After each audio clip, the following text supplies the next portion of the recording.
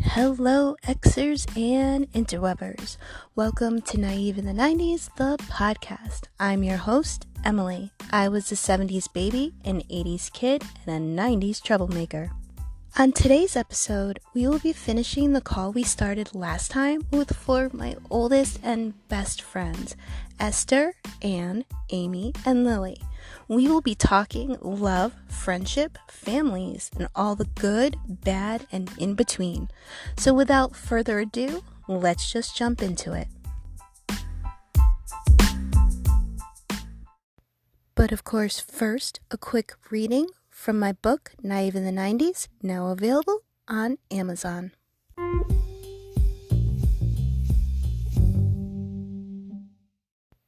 June 2019. Dear teenage self, looking back is a tricky thing. Nostalgia can be a double-edged sword. It can be so warm and comfortable, enveloping you in the coziness of what was and the familiar.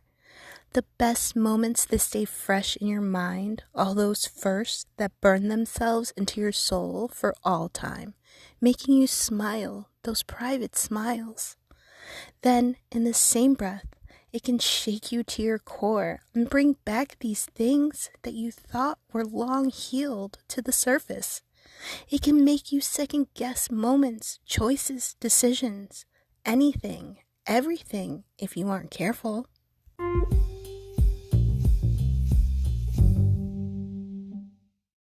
So we're just going to get right into it since this is part 2 of the call from the last episode, episode 15. Just a quick preface if you didn't listen to it, which if you didn't, I highly recommend to go back and check it out. It's fun and serious and just, I love it and them so much, so just go listen to it. But you definitely do not have to listen to it to listen to today's episode. And if that is the case, all you need to know is that this is the first call that we, 5 old high school friends, have had in almost 30 years. And these women are each amazing in so many ways. It would take me another hour just to brag about how awesome they truly are. So with that said, let's just get started.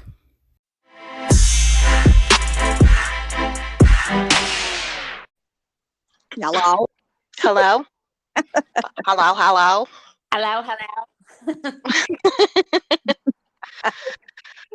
When's the last time that you had a regret in your life, and what did you do? Did you just, move on? Did you ruminate on it? Was it a big deal? Did you figure out it wasn't? As we age, I feel like regrets and how we hold them or perceive them totally change. So I know now for myself, at least, I don't there are a couple things throughout life that I'm like, it might have been better if it had gone one way or the other.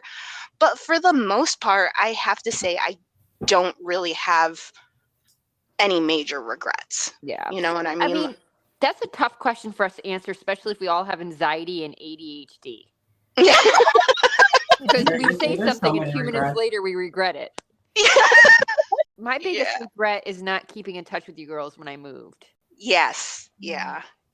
I regret that too, to be honest with you, because that was big.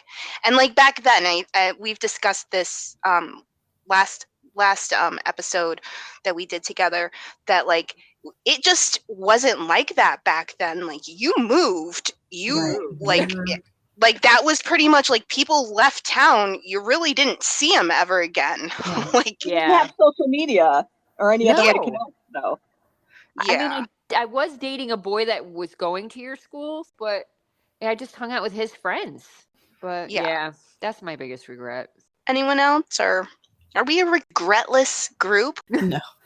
Well, I can't remember anything, so how am I going to regret it? I don't regret how I lived my teenage years, and I think I can't regret it. It made me who I am today, and it was a lot of fun. Exactly. Yep. Yeah. Yeah, I don't think I regret too much from back then. I think I regret more some of the decisions I've made as an adult rather than seeing things through clearer eyes. There was a time when I was just obsessive, almost, because I don't know, I wasn't sure I was going to be able to have a family. So I was sort of obsessive about starting one. They're with you, girl. And it did take me a long time to get pregnant because of, the illness that I had and things like that. So it was difficult. And I think that, I don't want to say I settled, but I think that I looked past red flags because I was convinced that, I was with who I was going to marry, and it made sense. It did. It did make sense. It made sense, or I wouldn't have done it at the time. But I think looking back, I don't know if I regret it. Obviously, I have my son out of it, but more so just the pace that I move things, because I was, you're led to believe you need to do certain things in a certain way, and if you don't, you're behind the 8 ball. And I just wanted a baby so bad. Yeah, so bad. We tried adopting it took us over 5 years from starting the adoption process to when it finally happened. We had one that fell through. We had a baby shower and everything, and it was. Yeah, that sucked. I had a baby shower, and then the baby was born, and we went and held him in the hospital, and then we had our baby shower, and then Monday morning we got a call, and they're like, "Oh, they changed their mind." You can't be. Who are you mad at? You mad at the people that want to keep their baby? Yeah, no. Oh. And I remember saying, I brought an outfit to the hospital, and I remember saying, "Can I get that outfit back?" And the adoption lady told me I was being petty. Oh. No. Okay. But that was hard. And then, after we got my son that we have now, 3 months after having him, waiting for the adoption to go through, we get a call saying that the birth father wants him. It was through social services, so they could come take him at any time without calling you or warning you. They can just show up at your house and take the baby. It took 9 months for everything to be finalized and fight in court and stuff. That was tough. 9 months. I gotta imagine, because you're like, okay, I'm already attached to this child. How do we handle this from here? You know what I mean? Because he's ours. Yeah. From the moment because he was 3 days old, we went to the hospital and took him home. Right. He was born. He was in the hospital for 3 days, and we took him home, and he was in our care ever since. But that was. That I don't know that I could emotionally do that. I think I would be so crushed. I was crushed over not getting a dog I wanted for adoption years ago. You know what I mean? I could not even imagine how you felt. I remember calling Anne and crying, and she's like, "Why does this keep happening?" I'm like, "I don't know." But man, let me tell you, we went to court 5 different times. Mm-hmm. And finally, it worked out in our favor, but God, that was the happiest day. It was rough, and it came down to the wire. He really flip-flopped for a long time. It was he wanted his parents to adopt him, and the judge said no. He wanted his sister to adopt him. The judge said no. He wanted his ex-wife to adopt him. The judge said no. But it wasn't a good. He was a bad druggie. He was in his 40s. Yeah. He had 6 other kids. Yeah. He abused them. Yeah. His criminal history record was super long. And then 2 years after the judge, sided in our favor, his parents and his sister were all arrested for sexually abusing the children in their care at their church. Oh my God. And she got arrested, and she was sexually abusing her own child. When she was in court with us, she was pregnant, and that child she was sexually abusing, and his parents were sexually abusing. Oh, that's God. disgusting. Yeah, see, everything works out how, even though you had to go through all that, and as heartbreaking as it had been for you to hold that other baby and then it not work out, it worked. It's goes right back to what Esther, I believe, was saying about the, the closed door and the open window or whatnot. It's it worked out. You got your son. Oh, I couldn't imagine. And I've said this to you before. No matter what child, even if I birthed my own child, it would be my son that I have now. Yes. No doubt about it. We even look alike. It's a little interesting. They look really like do. he used to say it all the time, Mommy, we're twins. We look exactly alike. And now he says we're twins. We act exactly alike. I'm like, I know, I'm sorry. But yeah, no, he was, and the weird part is, so I have a crazy aunt, right? Everybody calls her a crazy aunt and says her name. She's an alcoholic and she pops a lot of pills, and she'll call you and talk to you for 2 hours and not remember any of it. So she called me. She's like, so I heard what's going on, and I'm really good friends with President Bush. I call him at the White House and he takes my phone calls. We talk, crazy aunt, right? She's like, and I know the general, I think it was not the Surgeon General, but the whatever. She knew someone like high up in there, and I'm Attorney General, and I'm going to get him to call the judge, and everything's going to be fine. And I'm like, okay, I love you, thank you. Whatever you can do is great. And we go into court, and our lawyer pulls us aside and he goes, I got a really interesting call last night. And he just stares at us, and we're like, okay. And he's like, everything's fine. The judge has already sided in your favor, so don't worry about anything that goes on in court today. Oh, I didn't remember that. Went, oh my God, maybe my crazy aunt isn't really crazy. I'm like, I don't know how to take this. That's awesome, though. I mean, hey. But I've never, but she called and she goes, everything worked out, didn't I? Said, yeah, but I never asked her but I'm so I don't know if it. Yeah. But it seems like quite a coincidence. He stared at us hard, like he's waiting for us. Like I'm like, we're like, what do you? We don't know what you're talking about. Yeah. But so I can only assume. Right. You're the president. Yeah. Either that or the timing of the universe is just got quite the sense of humor there. Right. Yeah, I know. But yeah, no. He's amazing. You guys would all fall in love with him if you met him. He's awesome. From the sounds of it, he sounds like quite an extraordinary young man. So he is. And you are his mom, so I don't doubt that he's amazing. He's amazing and mentally unstable. So we're all good.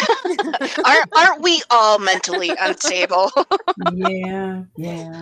I apologize to my kids for so many flaws all the time. I'm just like, yeah, I'm sorry about that. I'm like, you're going to be in therapy for a lot of stuff. I'm sorry.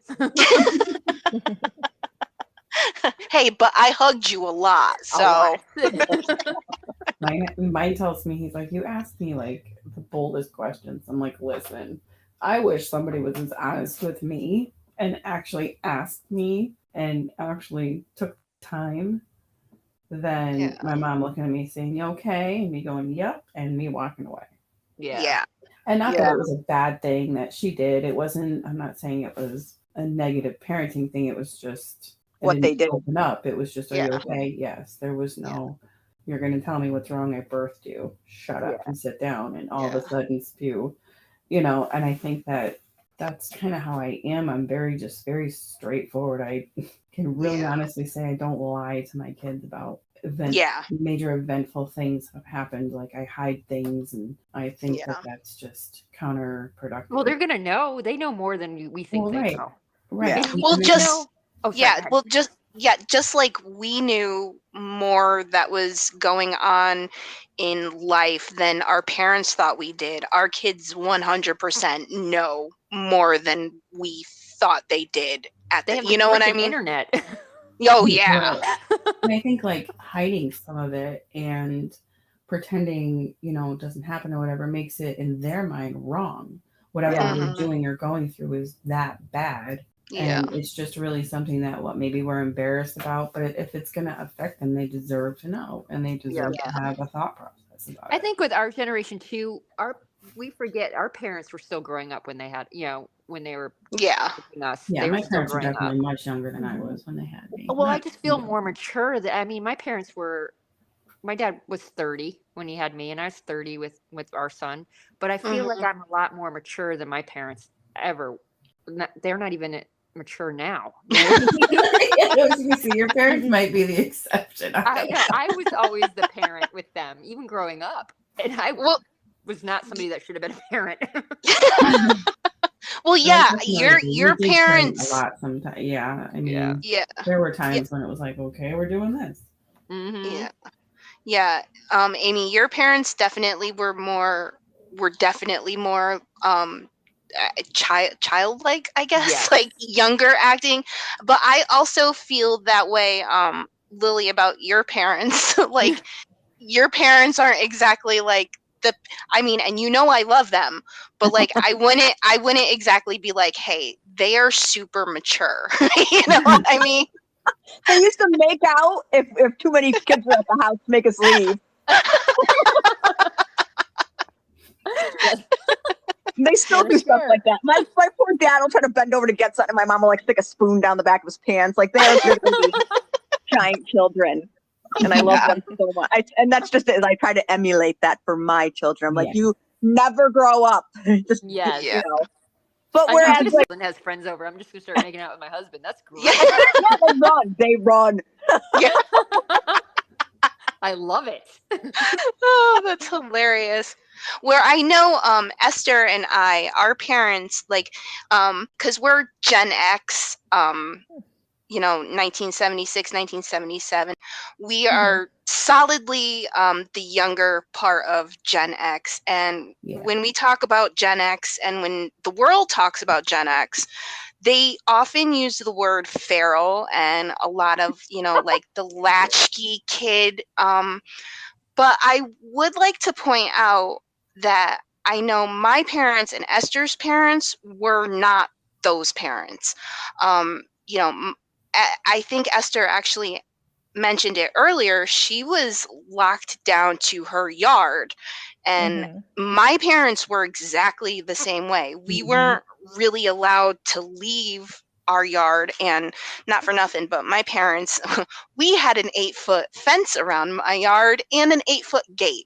So like you couldn't leave. Yeah, like you literally couldn't get out. No one was getting in. And our experience, I think, was definitely a little bit different with the parent thing, because we were feral in attitude 100%. And when we were out of the house and allowed to be the kids and the teenager that we were, I think we definitely had those feral tendencies, because I don't think anyone who knows us would say that Esther or I were like exceptionally well behaved, or even innocent to a point. But at the same toss of a coin, we were extra innocent as compared to our other friends, which sounds weird because we both were teenage mothers. But but that's probably why you were teenage mothers. Right? Oh, yeah, like absolutely. Wouldn't you agree, Esther, that like we both, like, we weren't the latchkey kids, we weren't the feral kids, and we were very sheltered. Our parents tried to like protect us from the big bad scary world that was out there, and instead what happened was we took our freedom, and instead of doing it rationally, we kind of went balls to the wall and just Yeah, my family was, like, if I'm being honest, my family was a little different. We were like the Jerry Springer family on the inside. So my father was an alcoholic. He was never around. My mom was pretty much the only one doing things. Right.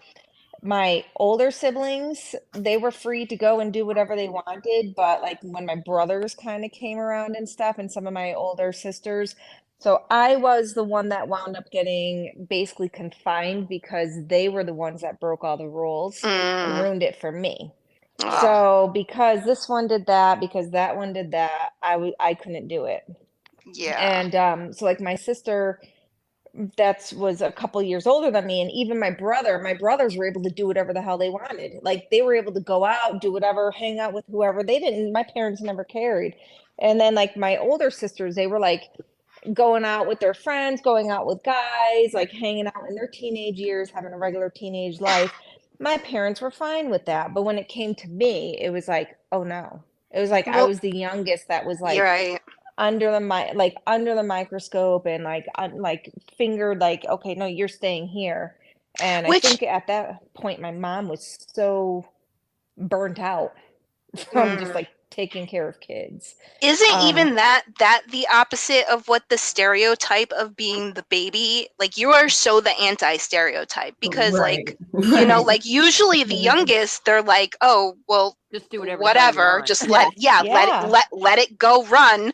And like with you, not only were you not a feral latchkey kid, but like you were an overprotected baby child. You know what I mean? Like that's crazy. But when I was younger, when we lived in another town before we moved, so what my mom used to do, because my dad would be gone, and so what my mom used to do was, and I don't remember a lot, but I've heard a lot of stories from my siblings. So things that used to happen in our house. Well, my mom would lock us out of the house. It was like morning time, everyone get outside. You know, it was a fenced in. You know, you could roam around the neighborhood, but you know, you got to primarily stay like within the yard. And then when the lights came on at night, you were able to come in. They would just close the doors, and my mom would lock them, and if you had to go pee, you peed in the yard. You know, so it was, you know, so it was that when we were younger. You know, there's a bunch of other stories that are that I've heard of, that I kind of remember a little bit from when we lived in the other town, you know, that I don't want to talk about, but there's other things that, you know, kind of happened, which is messed up, you know. So so I can kind of sit there and say, it's like, yeah, maybe there's quite a bit of feral weirdness, Jerry Springer shit. But then it wound up getting to a point when we moved over into, you know, the S place where it, you know, it just kind of went from that kind of control to like, it was just, you know, now you can't leave, you can't do this, you can't do that. So that's interesting. So you had a super mixed experience then. Because you went from being able to like kind of be out and do whatever, run around the neighborhood, to being in lockdown. So do you think that impacted you when you finally did break free? Do you think that made you go like wild? Oh, absolutely. Oh yeah, absolutely. I know, like during my teenage years, when I realized that I didn't have to take the bus to go home, that was like a game changer. And then when I realized even more that all my parents were, you know, it's like, you get smacked around or whatever, you know, for your punishment. Well, you know what, the bruise, you know, that all shit goes away. It's like, doesn't matter. You know, it's like, at least I was able to go out and have fun, you know, as opposed to sitting, you know, in the yard, you know, making imaginary friends, you know. So it's like, you know, so it's like, so, you know, it's like, well, you know, temporary discomfort for, you know, memories, you know. So it was like, you know, you know, I just like hit a rebellious stage against my family, you know, mostly, but it was, you know, but I mean, it was because they were being ridiculous, you know. It was totally ridiculous. You know, there was no understanding. I had a 25-year-old sister. She was engaged, and my parents were so strict at times, mainly to the women, but so she was engaged and she was asked to go to one of the beach, like in like an RV, like to a beach with her fiance and his family. His parents were going to be there. And my parents would not allow that because they could have sex.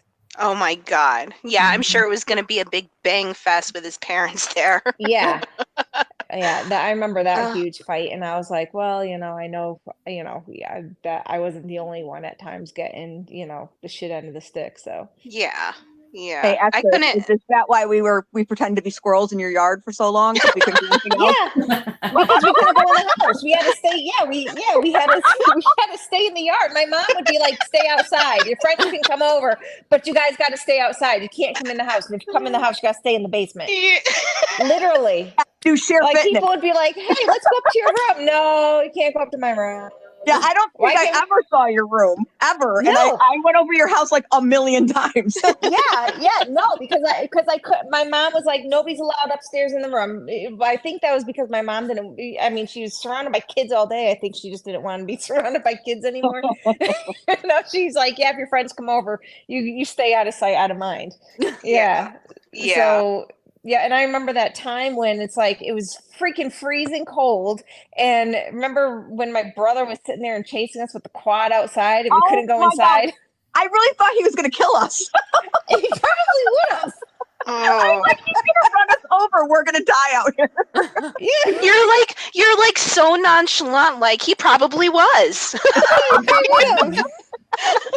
You're like, yeah, that was a real possibility. It's cool. Well, we survived. A family with 12 kids, like anything is possible. I have seen so much fighting going on. Like I thought one of my sisters killed my other sister. One time I remember I was crying. I'm like, she killed her. And no, she was just she got beaten by a phone because they were fighting over the phone. Oh my god. Dude, there's only one phone. It was attached to the wall, and my sister like got it and like was beating her, and my mom was dragging them across. Like, oh my god, get off your sister! Blah, blah. And they were yelling, and then my other sister, she was just laying on the ground afterwards, and my mom got her off, like pretending to be dead, and I'm like, she killed her. And then my mom was like, she's not dead, she's just playing. Oh my god, you lived like the Hunger Games every day at your house. Yes. My god. Yes.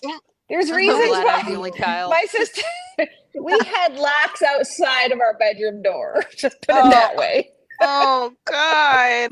And you know what's kind of funny is I used to actually kind of thank my parents sometimes because I had a really close friend and she had a couple of siblings, and so I was there a lot and watched them do their thing, and I kind of was like kind of glad I was only child. I was like, y'all are crazy. People like these people. These are your family, and you're why are you so mean to each other? At their head, like I can't. Yeah, you didn't need to have a lot of siblings. Me and my sister tried to kill each other on a regular basis, like it was like a job. I couldn't. I'm glad I'm good. Yeah. I was the same. That's why I only had one. Like I was the oldest, and I have two younger brothers, and one of them I haven't talked to in like ages. Like we don't even I don't know. We don't even have a relationship. Like he told me once, he's like, I forget I have a sister. And I'm like, yeah, same, bro. Like, nice. Like that's cool. But the kid came out of the womb. Like, I swear to God, like there's 6 years between us. And I was so excited to have a baby anything. And I go to the hospital to meet him. And what's the first thing that little fucker does? He, with his little sharp ass baby claw nails, he grabs the middle of my nose and like with his nails dug in, and like I still have a scar inside my nose from it. That's like how hard it was. And like my whole life that was just what it was. And like my dad being Vietnamese, no slack to him or like whatever, but like there's still a joke in my family that like my brother's feet didn't touch the ground for the first 2 years of his life because he was the boy. So like he beat me up from the first day like on, and I was the older sibling like by a lot. It was pathetic. So like, you know what though? I look at my kids though, and like they were so close. Like there was 3.5 years between them, and they were so close growing up. They never I can't remember them ever physically fighting. They used to stay up. Yeah, like they used to stay up and play like My Little Pet Shops together and like all this. It was just the best thing. And like, I don't know. I think like my sibling relationship got all the angst. My kids didn't, and that's cool. Like that works. And it's kind of cool because my son is not an only child per se. My stepson was 10 when I got pregnant. sort of, he had a sibling growing up, and he had someone in the house that was like that until, for quite some time, until my stepson moved down to down south. So, it was kind of nice where they didn't have a close enough age gap to fight like siblings. But they also had a far enough age gap where by the time my youngest was old enough to do stuff, my older one wanted to stop using him, like a little brag doll, like, oh, I can do this with him. I'm like, I don't think pile drivers until you're a little older. So it was kind of like nice that he had that time to mature to realize that, no, we don't do that to babies. So, that's some good timing. Where it was kind of like nice timing, where I thought it was going to be an issue, but my stepson and I had such a good relationship. It's actually weird for me to say stepson, but you all know I was not pregnant in 1996. So people look at me like, I don't remember you being pregnant. I'm like, oh, no, I wasn't. This is my stepson, not my son. Yeah, but he's still your son. Mine. I raised him. He's your son. When I got him, and he's mine. So no, he's your son. My dad says he likes being a grandparent better than he liked being a parent. Oh, God, yeah, because you go there and you squeeze them and you love them and you play with them and they run around your house and they destroy everything, and then you pump them full of sugar and you give them back. Yeah. And you get to sleep like a baby.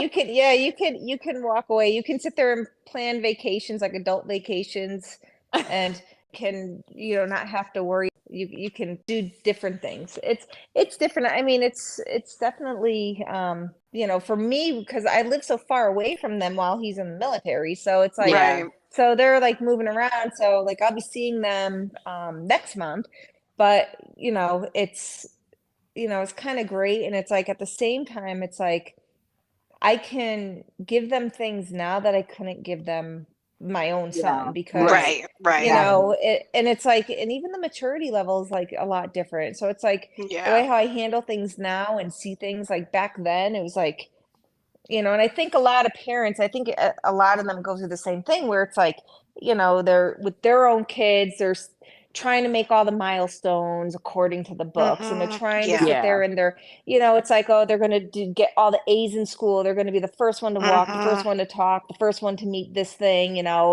amongst everyone else, and in either their friends groups or their siblings, but then it's like when you're grandparents, like you don't really care about when they meet it, you just want to make sure that they're being loved and that they have the so it's like, so it's kind of like a different way of thinking when it's your grandkids, compared to like when I was raising my son and I was sitting there, and because anything that he did reflected me. I'm like, okay, everything was on you. Yeah, it's like you're acting like the hellion little kid in like the restaurant, and everyone's looking at me like I'm a bad mom, and I'm just like, whereas this way, if they're the hellion grandkids in the restaurant, I'm like, that's my granddaughter. Making noises out in restaurants, we like bark at each other, and like really loud, she'll bark back at me, and I'm like, yeah, it's my girl. So it's like, as my son and my daughter-in-law are sitting there and like all getting embarrassed and frustrated and everything, and I'm just like smiling like, oh, she's so cute, while she's trying to crawl all over the table looking at everybody, and they're just like trying to so it is kind of different, because I'm just like, it doesn't bother me like it did when it you're was my enjoying son. Every moment of it. Exactly. Although I feel bad for the kids though, because whereas like when my parents had me, my grandparents were older, and so they would be able to be like, I need a babysitter here. My kids call me, they're like, can you babysit? I'm like, I'm at a bar. Or you're at work, or I'm halfway across the country. I'm like, babysit. Grandma has a life. I think as we age and we take up these different roles from aging, the world's going to see that our generation is going to do it completely different than the ones that have preceded us. Definitely. I see TikToks about grandmas and stuff all the time where they look like us, where they don't look old, and they got like their hair and makeup, and they're like, we're out, woo, and they're like, I'm a grandma, and I'm like, Yeah. Well, the Golden Girls were supposed to be our age. When that show was on. And they look like they were in their 70s, 80s. Wait a minute. What? Yeah. Blanche was supposed to be 45 years old in that TV show. Isn't it? It's disturbing. Like I just like go and cry in a corner right now. Right, so we definitely, I mean, Alice, the maid from Brady Bunch, is supposed to be 44. Yeah. Like it's bad. There's like, and I can't remember what their ages were, but like the Bunkers, like Archie Bunker and Edith Bunker, they were only supposed to be in their mid-50s, I think. Oh my God, that's insane. Really? Like, I'm not kidding. And I think so much of my grandfather, I never saw him as any other age. Like that's what I mean. They seem like they should be, and I feel like I'm being over exaggerating. Like you're not. Like no, I mean, like, I think mid-50s is like as late as they were. I actually think Edith was like, if I can't remember, I think it was like Edith was like 49 when it started, and Archie was like 53. Like in their 20s, like early 20s. So can like, I can't, like, what? No. So all those people were in their 70s when we watched it. Yeah. Yeah. That's what they look like, at least. Like, legit. Why do we look like this? The preservatives. It's the water. It's the only thing I got, because it's not like I use some fancy schmancy face stuff. No. I'm not came from the same area, so. Yeah. Maybe we think we look so great and everything, but then teenagers look at us and be like, "Damn, they look like they're 50s." Oh yeah. Oh yeah. They all we look like old people to the younger people. I look at them and they all look like they're 10. Yeah. They do. They look like children. Yeah, they're like, going up, and I pull up at like, one of the fast food places, and the person's like maybe 18 years old, 17 or something. And I look and I'm like, oh my God, are you even out of elementary school? It's like, what the fuck? Yeah. Why don't we bring up a little bit of a fun thing here? And who were some of your celebrity crushes growing up in the 80s and 90s? Johnny Depp. Yeah. Still is. It's still a crush. Mm-hmm. Yeah, Johnny Depp. Yeah. Is it Jared Leto? Yeah, Jared Leto. Yes. Yep. Oh, it's Yeah. Bret Michaels too. I think for Bret Michaels. Brett Michael. We all know that me and Sebastian. I'm Sebastian Bach. Yes. Neither one of them aged well. No. One of my friends was like, "Oh, you want to go see Sebastian Bach? He's playing." She goes all the time, right? I straight like watched a video. I was like, "Nope, I'm going to keep the image of my hero that I have." Hey. Yeah. Don't ruin my childhood. I'm not. Yeah.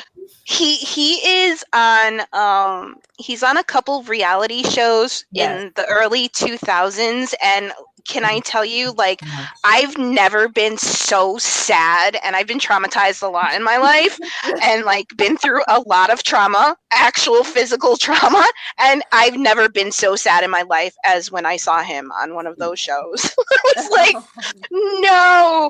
So in the 80s, it was Davy Jones from the Monkees until I saw him. Okay, can I tell you? Me too. When I was in like early elementary school, my mom got me the Best of the Monkees cassette, and like okay, and like, and then the TV show, they played the reruns all the time. So in my head, I didn't know that he was like older than my mother. You know what I mean? And like, I would listen to the tape, and like, he'd sing like the love songs, and I'd be like, yeah, he's singing to me. And like, then I found out he was old. Like, and it was like, my little heart actually broke. Yep. Same thing happened to me. They were going on tour, and I was so excited. And then I saw who was going on tour, and I'm like, who the fuck's that? And it was not him. It was him, but it was not him. It was like my grandpa him. It was sad. Yeah. Oh, that's the worst catfish ever. Right? Right? Absolutely was a catfish. I was like, oh, excuse what me, happened to him? like that. Yeah. That I think is like one of the possibilities, like the scary possibilities when they showed us, you know, older films and TV shows. Because the same thing happened when I found out that Elvis was not the same boy that was in Clam Bake. And like, I in fact found out that he was dead and that he died the same year, a couple months after I was born. I actually was like, oh my God, I killed Elvis with my love for him. And it was bad and sad. And now I know it's my neuro spicy brain was just like making things up. But oh my God, it was traumatizing. I just love some of the terms that get brought up these days, like neurospicy. Like, that's just perfect. Like, I really wish I could have thought of something like that, because when I'm getting like I'm a little overstimulated or I'm getting a migraine, I'm like, my brain is spicy, and everybody just shuts up. Yeah.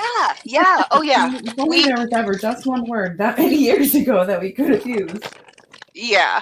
No, I love it too, because it's like it covers a lot of things. You know what I mean? Like, and we all have like different degrees of spicy, and like I don't know. It's funny. Well, it explains our emo phase too.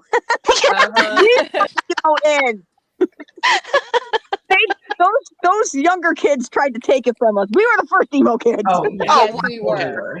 Grunge led straight to emo. Mm-hmm. Yeah, definitely.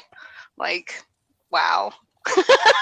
I can't even, like, I'm just like thinking about like this one party that I was at once, and this boy who I like kind of grew up with, he lived near me, and we saw each other at this party, and he was so emo that his way of trying to like pick me up, and like, I mean, I guess it worked because we did kind of hook up, but like he was like putting on like eyeliner and lipstick because of Robert Smith, and like, it's like, do you like this? I'm like, yes. And I think about it now. Yeah, now when he used to take his eyeliner off, I was like, ew, put that back on. Yeah, it's so funny thinking about it now, because like, aw. Like, but I mean, it worked. So it did. Yeah. I think we were like sad. Just sad anyways. It's like, yeah, you can touch what you want. It's fine. Fine, it's okay. Yeah, it's cool. It's cool. I like the eyeliner. I think one of the most disturbing things about back then was when we used to go to the roller rink, and there's all the freaking pedophiles there that were in their 20s. Oh, and here we were in our early teens. Chester the molester. Yeah. Oh my God, that guy was so And we thought we were all cool because it's like, hey, we're only like 14 hanging out with Yep.28-year-olds. That's so the first time I met Alec. that makes sense. Like 12 at the roller skating rink. Yeah. Yeah. My ex-husband was actually a skate guard there back in the day. And I vaguely remember him. He remembers, like most of us. It's a little creepy. Yeah. Yeah. Like, I remember, because, you know. I have an eye on you. Yeah. Yeah, I was like, oh. He's like 6 years older than me, so. Yeah. And at the time, I was, 14? Yeah. But that was like super, super like normal back then. It was, though. For you know, us younger girls to be dating much, much older boys. Like, Be hanging out with them. Yeah. You remember Fuzz? Yes. Oh my God. How old was That was weird. Like he was like a full grown up. Yeah. Yeah. Like he was a full on like chilling in a house with a bunch of us nasty teenagers. Yeah. Esther and I used to go over there and bring them food so they would eat. Yes, I remember that. Yeah, because they wouldn't. And I remember the huge fight between Calvin and Robert. I remember them two had a huge fight because Calvin was down in New Jersey. They were on their way back from like something, and Robert had gone and like just like kind of tapped me on the shoulder, and I just like happened to turn around, and he like planted a huge old kiss on me. Oh. And so I told Calvin when he got there, I was like, you know, this happened. Right. And were they fighting in the front yard? There was like a big old brawl. Mm. Yep. Yeah. They were all just dirty old men. Yeah, because he was like in his 20s. I was like, what, 15 at the time? And he was like in his 20s. That's disgusting. Yeah. You know? Yep. But it was all like normal. Like it wasn't, you know what I mean? Like, I don't know. I've noticed Normally a lot. abnormal. Yeah. Like, but I've noticed a lot of the things that we considered normal back then is now at least looked at as not normal. Yeah. You know, like there's a lot of stuff that like I don't know, like that we dealt with in school, and then like at parties on the bus that would be considered like straight up sexual assault or harassment now. I think for sure. And like it's just like normal. Like it's just like normal for a guy to like slap you with his penis. Like, you know what I mean? Like how many like peens have you like just had like thrust in, Right. like, They think it's funny to just like walk over and be like, oh, touch it. You're like, or just like walk by and like bump you with it, or like, you know what I mean? Like, or like how many different people have like grabbed your chest walking by or grabbed your crotch just because? Do Like, you remember when we were at a school dance and we were talking with Dave and a couple other people, and one of his friends just looked at me and reached up and grabbed my boob in front of everybody? yes, And everybody just laughed at it. yes. That's exactly, yes, I do remember that. And that's exactly what I'm talking about. Like, who out of us hasn't been like, you know, at a party or even at school in the hallway, like cornered against the wall by someone, and it was like just normal. It was just like, it was like I think I was in junior high school, and this one kid, he was pretty popular, so to speak, and we had like lockers next to each other. And I'm not even kidding you, for the last almost full year of my whatever it was, like 8th grade, he would ask me when I was gonna suck it, and I was like, seriously? Yeah.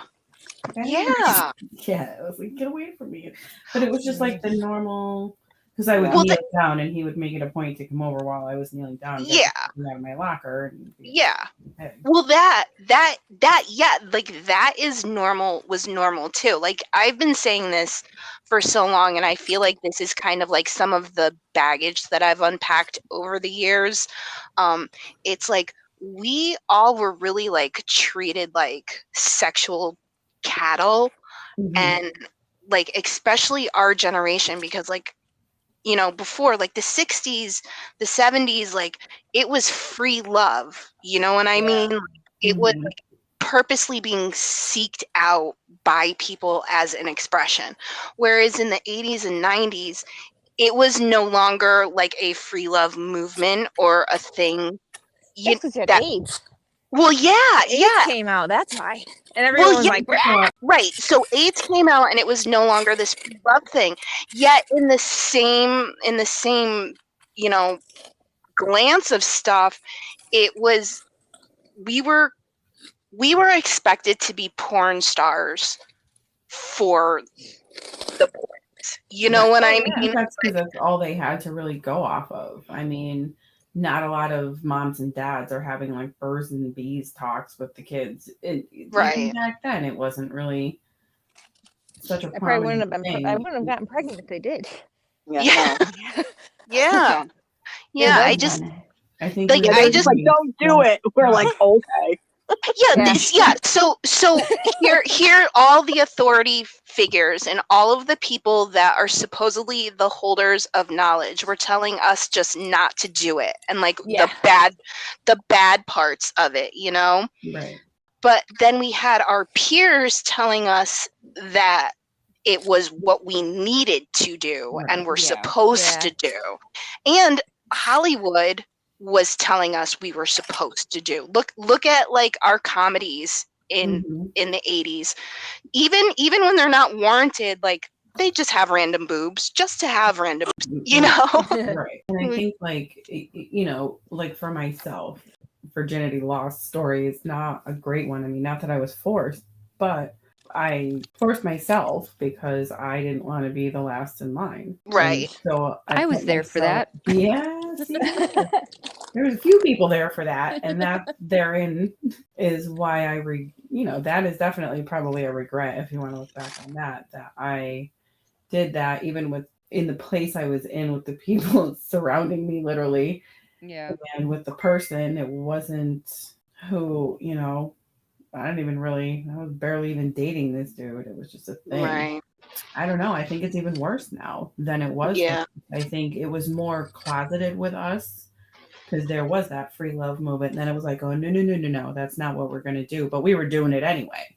Yeah. You told us not to. And now, because it's just so friggin' readily in their faces and, we thought we had some trends. I couldn't even tell my son. I was like, hey, I'm thirsty. Want to grab me something to drink? He's like, don't tell people you're thirsty. Why? I need a drink. What the hell?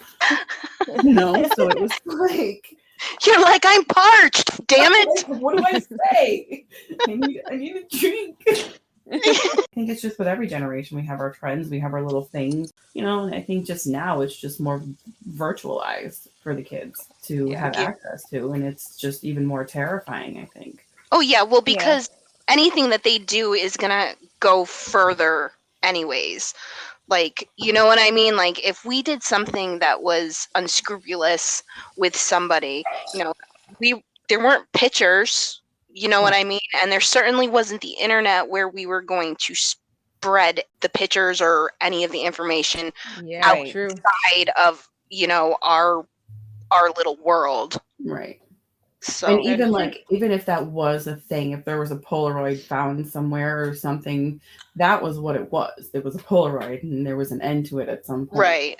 And right. Now, and I think literally the whole thing with Pam and Tommy Lee launched this thing where it was on the internet now and it was accessible to everyone. And that I think made it just even worse for us because they made it such a disgusting thing for them. And it was like, I even said back then, they're on their honeymoon. What do you think they're going to do? Why is this like bad? A big deal. Yeah. But it was just more so because of the public eye, I'm just glad I don't have young kids. So, like, I couldn't imagine navigating any of this with kids in school these days and with the internet. It just, it's scary. It is scary.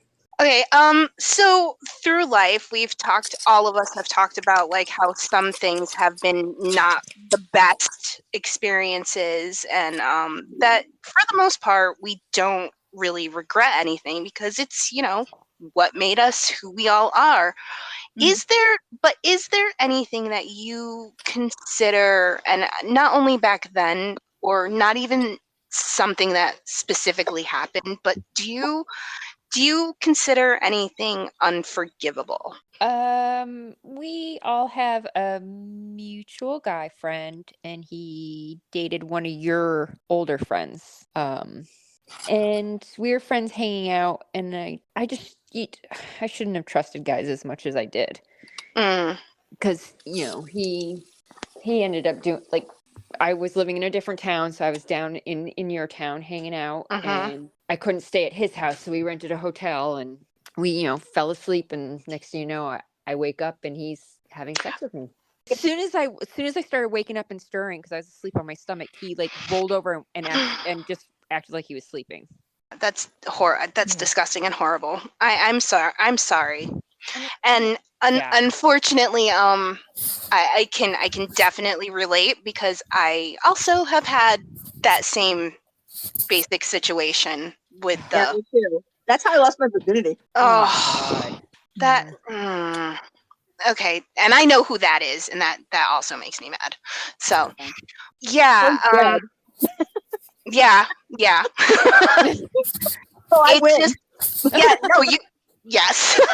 Well, I mean, like, you won anyways, like, even before that demise, like, life was not good for him.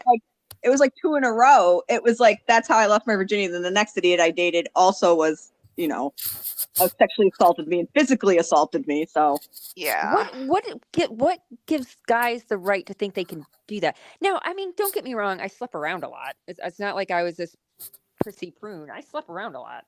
But that doesn't give him permission yeah. to do that. Yeah. You know? I mean, even like, not only does that not excuse or give any sort of permission, but like, even if it was like the person you've been with forever, you know what I mean? Like, right. That is so unacceptable and like crosses so many boundaries. I can't. But there were so many guys like that, especially after I had the baby, because then they just assumed you put out. Yep. And the sad part is we weren't drinking and we weren't doing any drugs. We're completely sober. Yeah.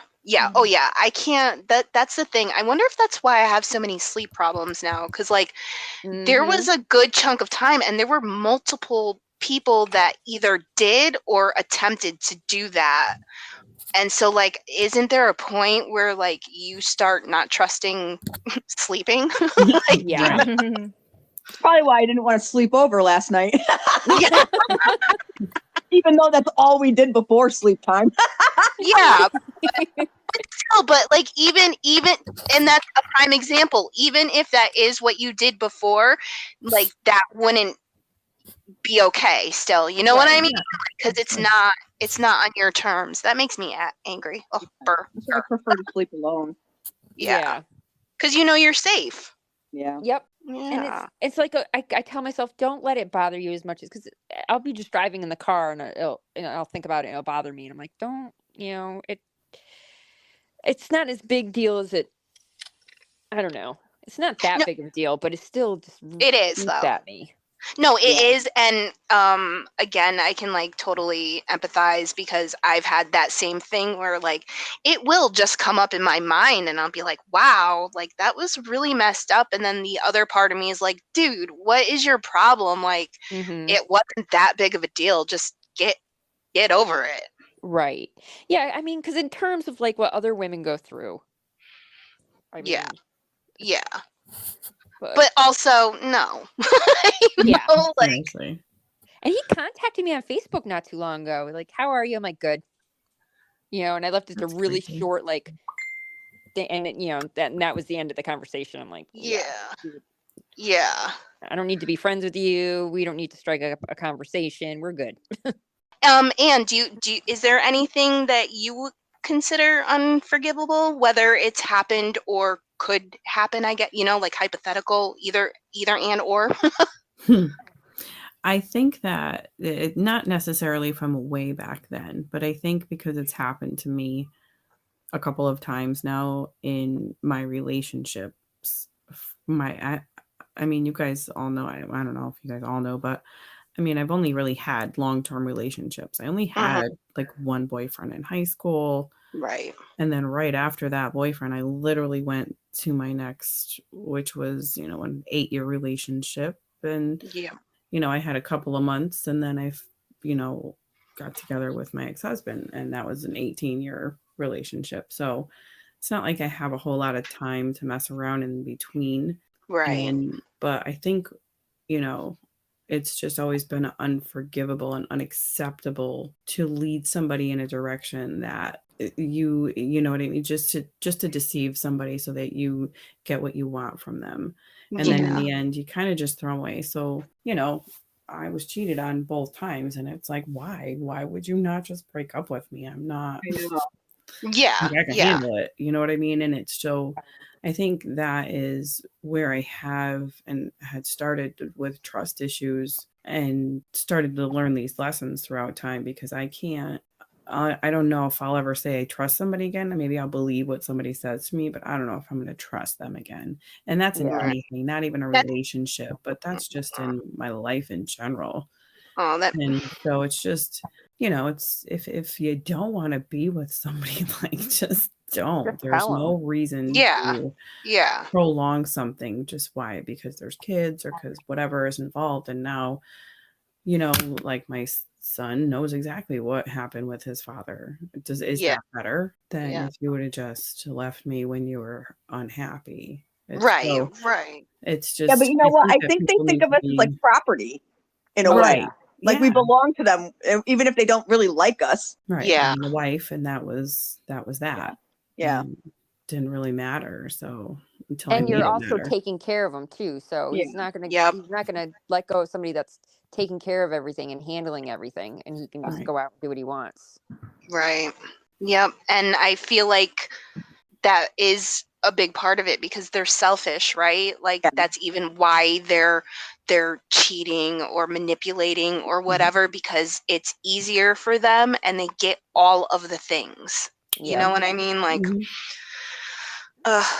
people make me angry, and it hurts my heart that you've been so hurt, because you're a wonderful person. Yeah, like you definitely don't deserve that, and you deserve to be able to find someone and like not already distrust, because it makes me sad, and I'm sorry.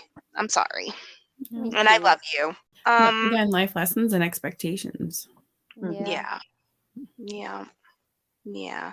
So, Esther, how about you? Anything that is unforgivable back then, now, through life, hypothetically? Oh yeah. Yeah. So We love you.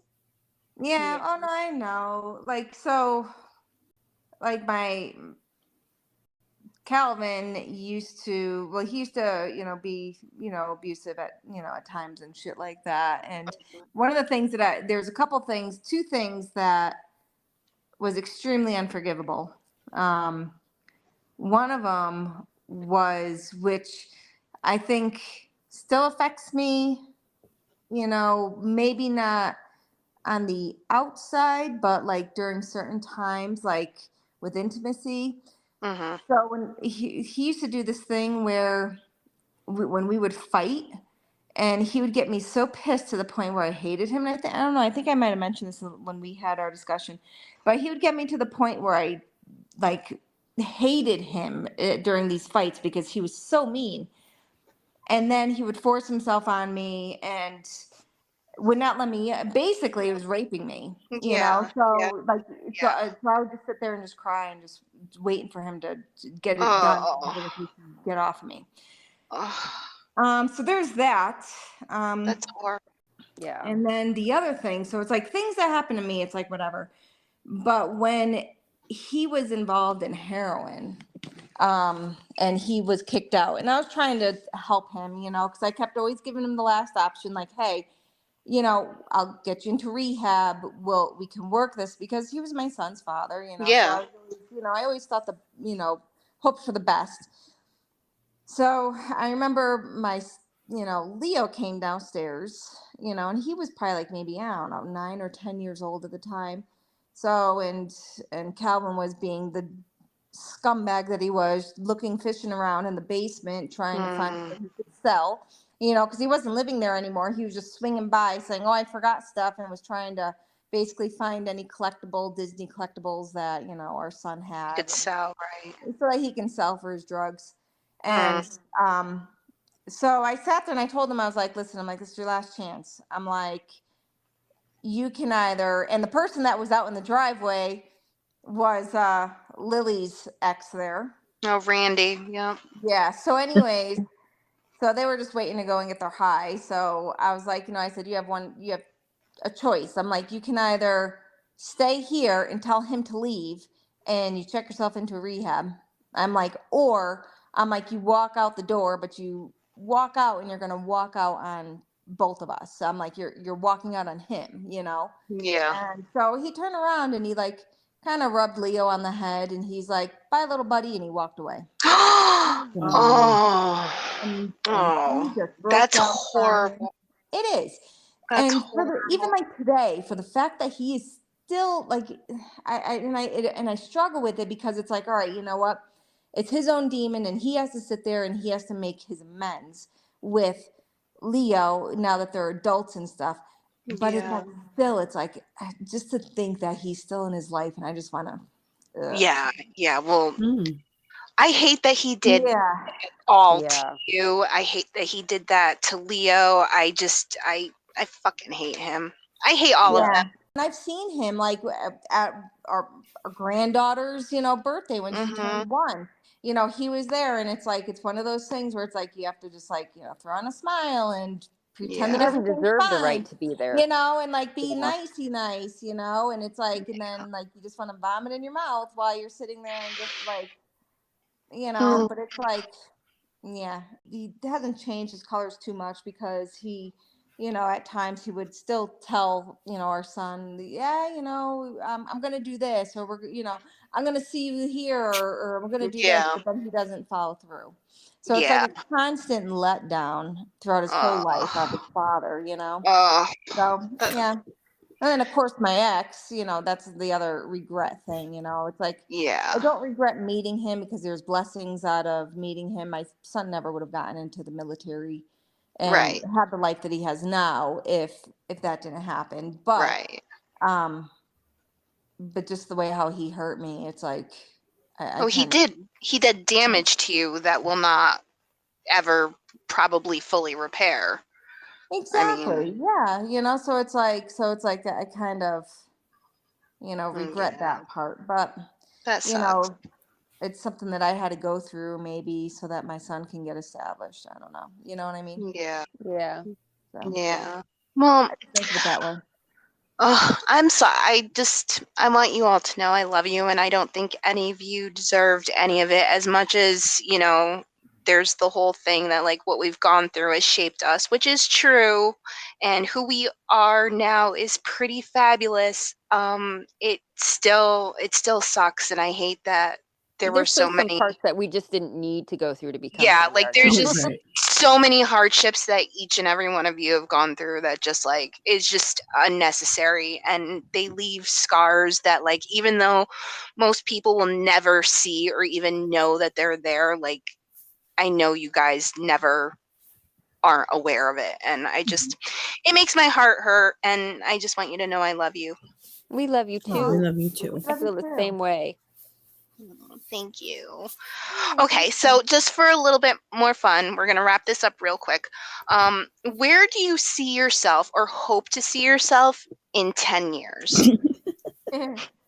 Not 60, almost 60. Oh my gosh, I can't even fathom that question. Yeah, I don't want to think that far be ahead. Or where I actually see myself, or probably two different things. Yeah, no, that's true.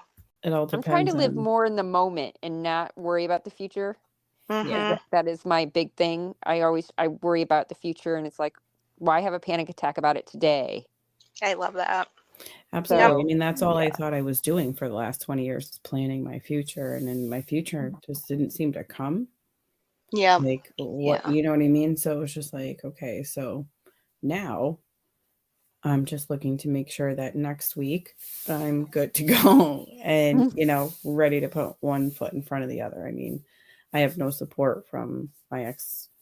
So, he's not around. He doesn't see my son. So, that's all I can focus on still after 3.5 years. It's just still. I'm going to junk punch him when I come up there. Feel free. I'll show you where he lives. Honestly, I've been doing all these yoga teacher training classes because my goal is to just give the house to the kids and travel between resorts teaching yoga. That's awesome. That's amazing. I think that's a stellar goal, and I can't wait for that to happen for you. Yeah. Absolutely. I have to make sure no man messes that up for me. This is the truth. What about you, Esther? I think if anything, I'd have to see where my son is, like if he's gonna be a lifer or like in the military, or if he's gonna settle down somewhere. If he settles down somewhere, I might think on moving closer to them. But right now, with the change every 3 years, moving to a different location, it's like I'm just kind of staying still, and just waiting, and then I'll see what winds up happening. So I'll probably in 10 years still be working, looking at my dogs. One of the two will still be alive. The other one, he's like 11 years old, so I know he's not going to make it 10 years. So, you never know. You never. My Yeah, dog the lived cat till will he was probably still be 23. alive though. The cats live forever. He'll still be alive, that bastard. And That bastard. yeah, so I don't know. I'm just kind of, One day at a time, right? Yes. yeah, one day at a time, just like, just setting my next goal, setting my next travel goal, like where I want to go and visit. And hopefully Yeah. I'll still be healthy and able to do all those things. So Yeah. yeah. No. Awesome. I love it. All right. Real quick, one fast, fun one. What was your favorite TV show growing up? Oh God, that's tough. Oh my God, MTV MTV. for the most part. What was it? So do you remember that it was like a comedy kind of thing and people would like pop out of the lockers? Oh, you can't do that on television. Yes. Yeah. And they would do the slime, and there was Yeah, I have to say that was a good one. Yeah. and there was Bart. He was the cook at that thing, and he made like all the gross food. Yes. Yeah. Yeah, and like that pyramid thing or something where they had to sit there and they had a race to the temple or something like that. Yes. Oh, what was that? That was like slippery and slimy and weird. Yeah. Yeah. And like late at night you would have all like I think they were like Chinese shows or something, so they spoke in different languages, but they were like knocked were off dubbed. the obstacle course. Yeah. Yes. Yeah. Mine was MTV and infomercials at night. Yeah. You guys remember Silk Stockings? I used to sit there and talk to Big G, and we would watch Silk Stockings together. Oh no. It was the worst, like the cheesiest time in my life. Silk Stockings is pretty cheesy. I'll give you that. Sure. And him and I used to just laugh. I just miss Saturday morning cartoons. Yeah. Oh yeah. Oh yeah. Yeah. What was your favorite? Does anybody remember the Muppet Show when it was good? Oh, I love tried to remake it. Yes. The Muppet Show is awesome, and It they had some really good singers on there. Yeah, they're Didn't they guest have Carole stars King on there. Yeah. Yeah, she did the whole Earth moves under my feet, and the big Muppet guy was there, and there were like buildings that he knocked down. Yep. Every time I hear that song, I think of that. And then Buffalo, is it Buffalo Springsteen? Hey, children, watch that. Yes. Oh, and the animals. Yes. They were looking for the hunter. Yes. I miss the Muppets. And Fraggle Rock. Yeah. That was my favorite. That was Fraggle a Rock good is one, too. mom. The little dozers. They were so cute in their little hard hats. They always ate the bridges that they worked so hard to make. Yes. Yes. Oh my God. Do you guys remember a cartoon? It was called like Wildfire or something. And it was a girl and a horse, and she had like a black hat. And like she went to like a magical world with her horse. I can't find anyone else who ever watched it. No. Like I don't think I've seen that.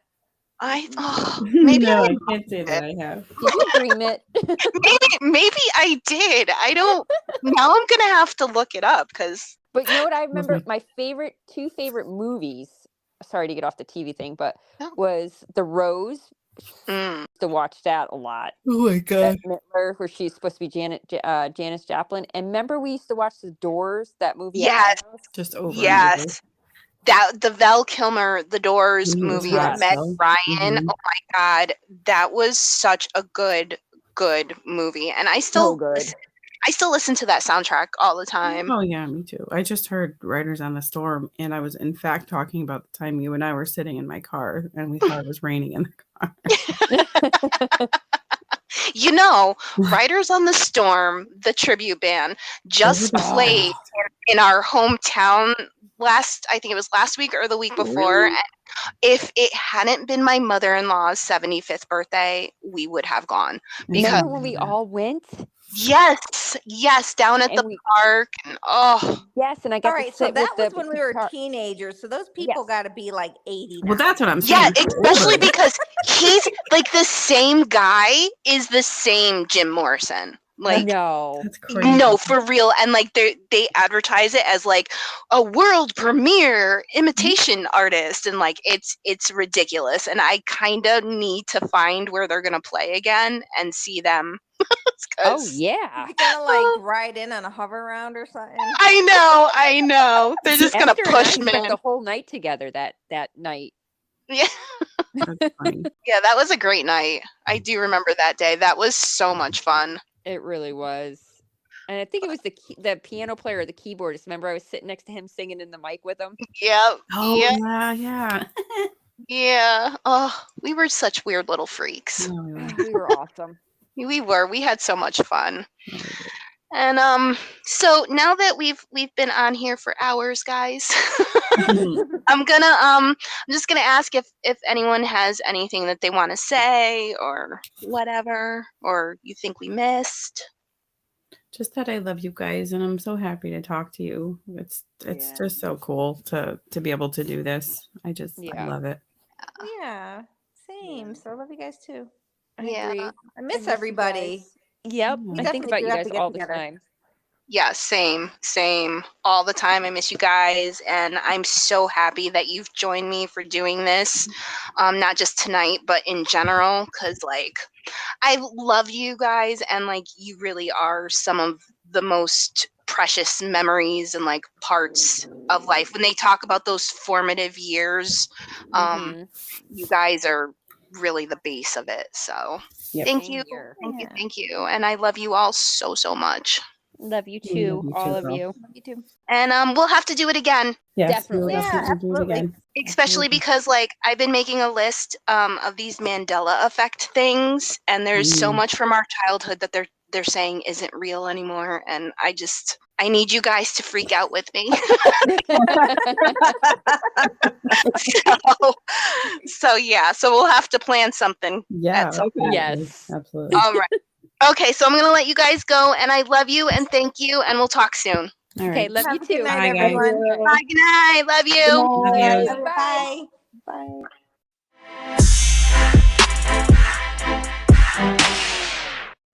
I am left in awe every time I hear these women speak about how they have not only survived life and all that has been thrown at them, but that despite the pain, hardship, and curveballs, they are thriving and growing and still trucking on, which is just a testament to what strong souls can overcome and achieve.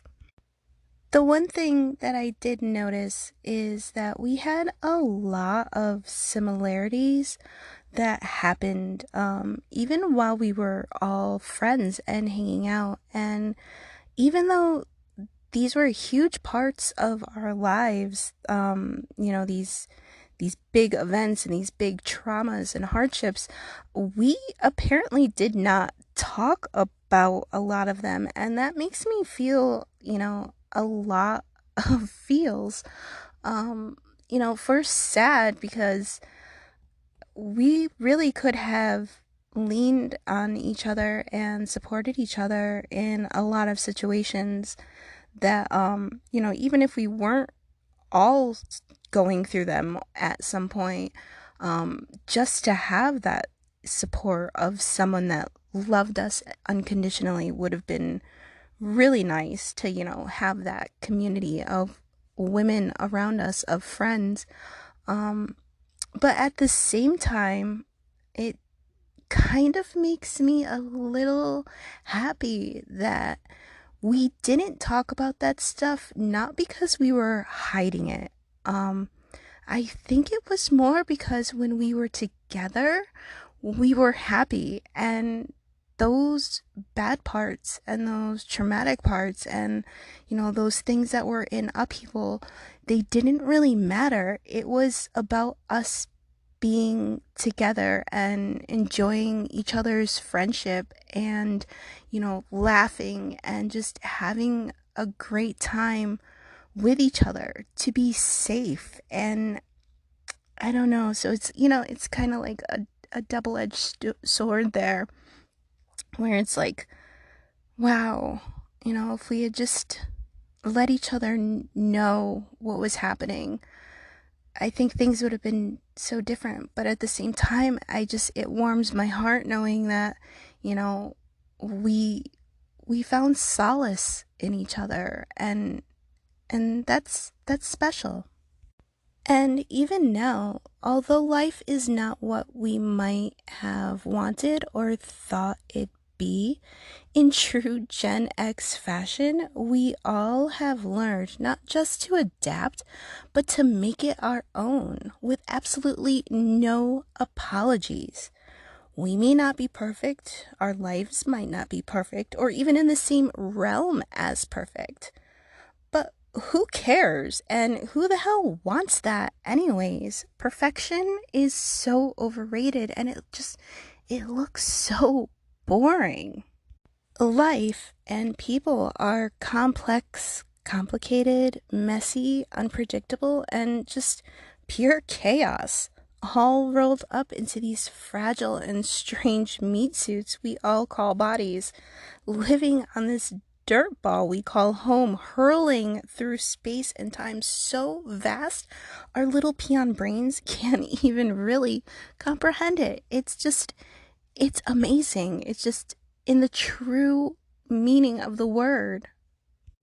So I guess what you should take from this conversation that we had was, first, friendship and love is just so important, and it's timeless. It is something that no matter if it's true friendship, how much time has gone by doesn't really matter. And, I don't know. I feel like if you who are listening, if you have friends out there that you think about often and haven't talked to in a long time, take this as a sign to reach out to them. And I bet most of you will find that they've been thinking about you too. And who knows, you can, pick up where you left off or start new and build more. It's just, don't let those old friendships and, grudges and time and like whatever hold you back. Just go for it. And also, instead of getting lost in all of the unpredictability and chaos of life, ground yourself by surrounding yourself with people who accept and love you.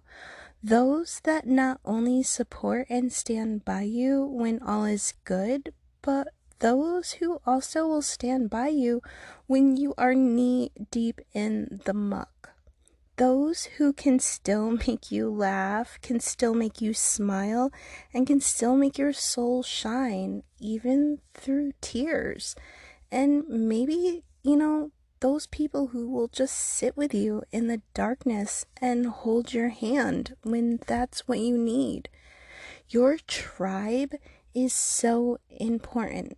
Whether it be your family or weirdos you've collected along the way.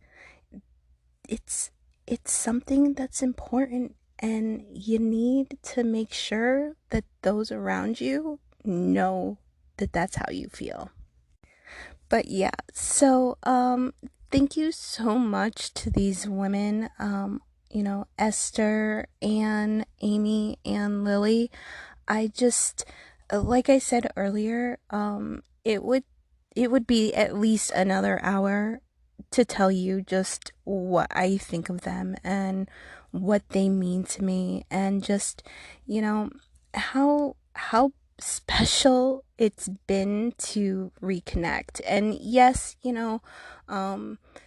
us separately in different groups here and there have gotten together or have seen each other, here and there, but this was the first time that all 5 of us have, been physically talking and, not just typing in a group message on Facebook or on some random post somewhere. This was awesome. It was just, and we are definitely planning on getting together, the 5 of us, for a nice long girls weekend. I think it's gonna happen next year, fingers crossed, and I'm gonna try to see if we can do like a live podcast from Lakeside or something like that. I don't know, but I just want to record all this and just keep it forever and ever, so when we're old we can be like, listen to us, that's us. We were cool, or we thought each other were cool. But yeah, so thank you to them. I love you guys. Thank you to the listeners, because, this has been an interesting journey. For the last 6 months, you guys have just kind of been going along while I wing it on this adventure. I'm just trying to keep it real, keep it organic, keep it light, and really just keep it raw. This is just my journey, my story, and I don't know, those who are joining me on it, because I don't know, without them the journey would be pointless. So yeah, and with that, I think that's it.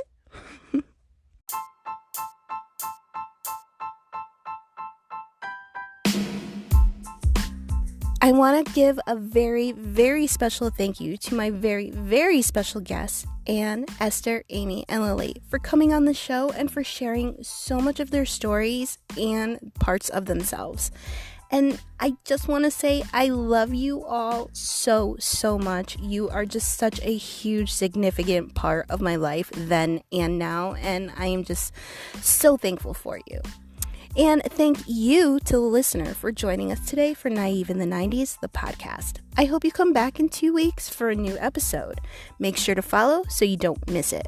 For questions, comments, feedbacks, or contribution to the conversation, send me a message at naiveinthe90s@gmail.com or connect with me on social media with the handle @naiveinthe90s. Find me on Twitter, Instagram, Facebook, TikTok, and YouTube. And of course, don't forget to grab your copy of Naive in the 90s, the creative nonfiction book based on real-life diaries from the early mid-90s. Follow along as a high schooler tries to navigate life, friends, relationship, and of course the raddest era ever. Comparable to Go Ask Alice with one huge difference. Naive in the 90s is 100% real. Now available on Amazon. Thank you again for joining. Hope to see you next time. Peace and love, my dudes.